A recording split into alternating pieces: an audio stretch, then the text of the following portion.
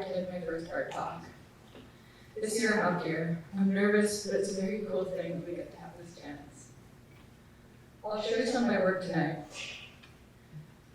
I started the first painting in the fall, and the paint is still drying on the last one. Even before I started at ESA, I loved making art. I loved painting, but I didn't really understand what it meant to connect with your own work. I was practicing creating, but I didn't know how to give meaning to my creations. Since coming to ESA, I've been learning how to connect myself to my artwork in a meaningful and intimate way. As a very young person, starting to draw and paint, I remember struggling with perfectionism and frustration with technique. Practically everything I've painted at ESA has been a self-portrait. I moved away from childhood obsessions with replicating pretty things and have struggled to represent myself. I think I make self-portraits because I want to explore my own emotions and understand my own physical body. The surest way for me to delve deep is through the process of depicting myself on canvas. A personal art hero of mine, Frida Kahlo, has said to have painted 55 self-portraits, a third of everything she ever painted. She said, "I paint self-portraits because I'm the person I know best. I paint self-portraits because I want to become the person I know best." At ESA, I developed the urge to know myself, and this is now not just what I paint, but why I paint. And this is pretty cool, because now instead of letting emotions fly by, I'm curious about them. And being curious about them means I'm not scared of them, and that makes the possibilities in life somehow bigger and more available to me. What is this thread that ties my paintings together? I think it has to be intimacy, the places where I'm closest to myself, and the most exposed, also vulnerability, nothing left to hide. I created this painting, Victory, early last year. The creation of this work was formative and really solidified a lot of the concepts and feelings I've struggled to explain.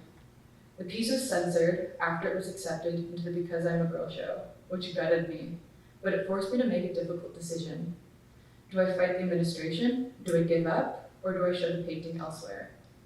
I wrestled with myself and why I paint and the values we have as ESACA artists. I earned the confidence to submit it to other shows, and then in March, I had the chance to take a trip to Chicago where it was exhibited as a part of the International Feminist Art Show, where it won 4th prize.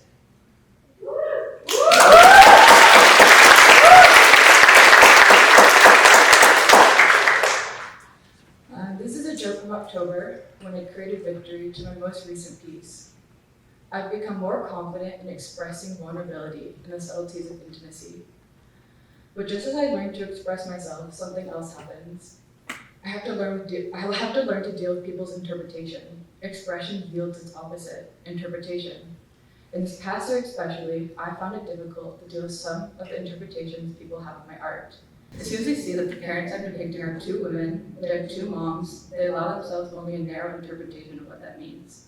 That this must be a gay painting. This must be about what it's like to be the daughter of gay parents.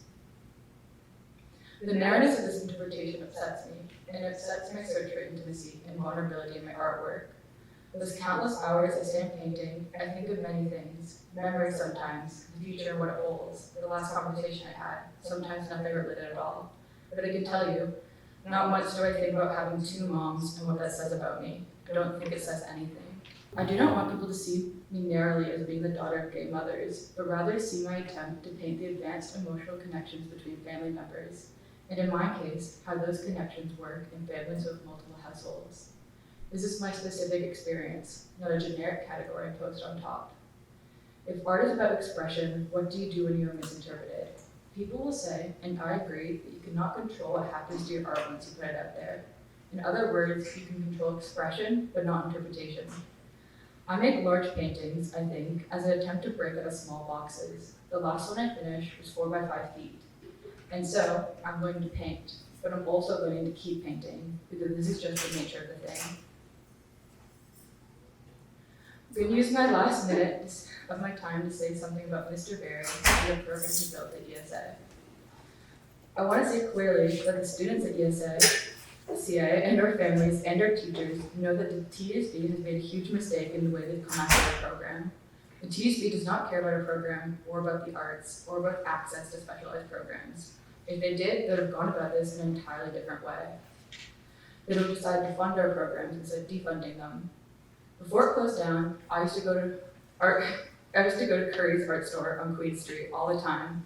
I lived just up the street, so it was easy for me to go there whenever I ran out of paint or needed a brush.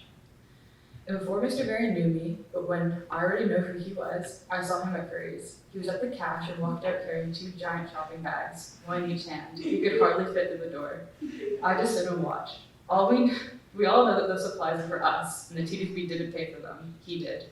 Just like he made this art talk and connected us students to so many other opportunities where we could grow as artists over and over again. In ESACA, we get to leave the mundane requirements of high school and we get to develop ourselves. That's education. Mr. Berry did that for us.